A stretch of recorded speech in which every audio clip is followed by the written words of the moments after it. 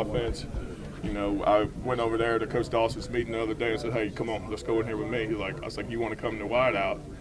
He said, "Coach, I want to do whatever it's got to take to get on the field." So he's got the right frame of mind and he's working hard. And first time he had to block was on Tuesday. I was like, "Have you ever blocked?" He's like, "Nah, Coach." But he's a great kid. He wants to do well. How much, when you have a player like that, how much is that mentality what ultimately does get them on the field? Just the fact that they're willing to do whatever because they're they're that hungry, I guess, to actually make a difference. I mean, for him, it's playing quarterback. He knows what the offense very well. Just being in there with Coach Dawson and Ford and Paul. Sorry, I had a brain collapse.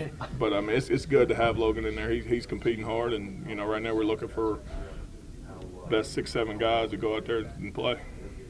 Things that you always worry about. It's good to see these guys. People saw the great highlight tapes that Kevin White put together. Can you kind of mention what you guys have seen out of him as he starts processing the system?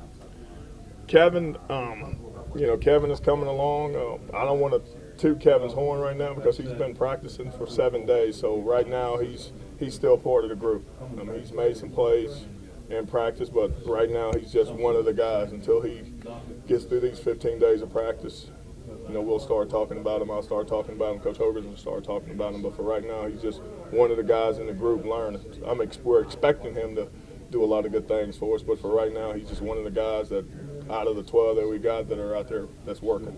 What is your perspective on him physically, having seen him? He's what you're looking for. Big, athletic, can run, tall, catches. You take 5 or 6 of Kevin White's, but as far as Big 12 football, coming from junior college, who knows what's going to happen with him. We heard a lot in the last 2 years about how deep the rotation should be at receiver. You don't always see it necessarily translate onto the field. It seems like the top 3 guys are the ones who are out there for the majority of the time. Do you see this maybe because of inexperience or because everybody's getting their fair shot right now, being that kind of group that can ultimately have a 2 deep at each one of the positions? That's what we're working on. 2 deep, 3 deep. The best 5, 6. Throw Cody Clay in there. Cody can play a lot of spots. Wide out wise, we're not afraid to put Cody out there and let him run routes. So we want to get 6, 7 guys that you can count on. It'd have been nice. Even when Tavon was here, if they had somebody that was close to Tavon to be able to rest him. So that's what we're striving for, trying to find the best 6, 7 guys to go out there on the field where you're not missing a beat when you have to rotate them. You have people probably jumping the gun and proclaiming Jordan Thompson as like the next Tavon, and I think a lot of it just goes back to his size and speed and that kind of stuff. He played very well before the season last year, and didn't show it in the game, so he didn't get that chance. I know you weren't here last year, but are you seeing progression from him, maybe leadership or just something like he's showing that he can be counted on this year? He's showing a lot of progression. Squirt's working real hard. He is really working hard and wants to compete and wants to lead and be early and stay late and watch film and run the right routes.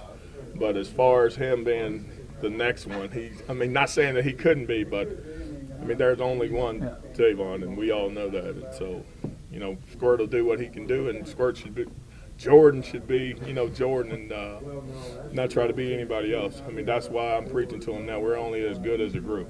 That's the biggest thing that I'm preaching to him, that Coach Hogan's preaching to him, to all of the guys, is that, we're going to be only good as the group. We want to be great.